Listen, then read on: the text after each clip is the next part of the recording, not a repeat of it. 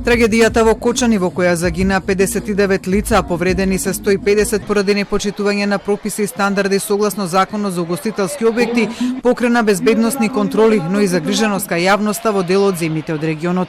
Во Бугарија противпожарната служба покренала дополнителни контроли на речиси 260 локации, повеќе од нив дискотеки, за да се провери дали стандардите за евакуација и заштита од пожар се запазени, но и дека нема запаливи предмети на излезите за евакуација.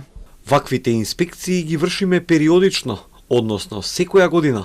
Планирано е сега да почнеме со вакви тематски инспекции со цел овие локации повторно да се проверат. Во меѓувреме хрватските експерти пак ја смируваат јавноста во Хрватска дека таму мали се шансите да се случи несреќа од размери како во Македонија. Според нив, можноста за такво сценарио е сведена на минимум поради честите контроли, наведувајќи дека само лани биле спроведени 3184 надзори за противпожарна безбедност. Првиот човек на противпожарната служба на Загреб во изјава за хрватскиот РТЛ наведува дека мора да се внимава со употреба на пиротехнички средства во затворен простор, наведувајќи дека за тоа во Хрватска дозвола дава полицијата, која кога ги дава дозволите ги разгледува поединечните случаи.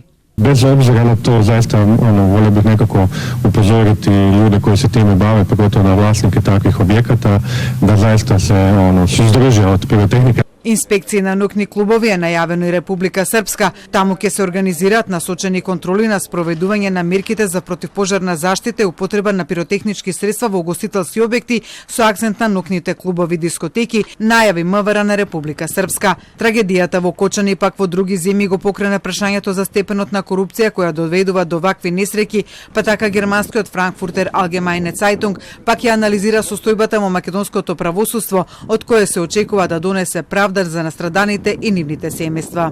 Северна Македонија има лоши искуства со политички пристрасно судство кое работи во интерес на соодветната влада. Например, шефицата на канцеларијата на специјалното јавно обвинителство, која беше многу фалена пред неколку години, подоцна и самата стана предмет на истраги за корупција. Во анкетите само мал процент од испитаниците изразуваат доверба во македонското судство.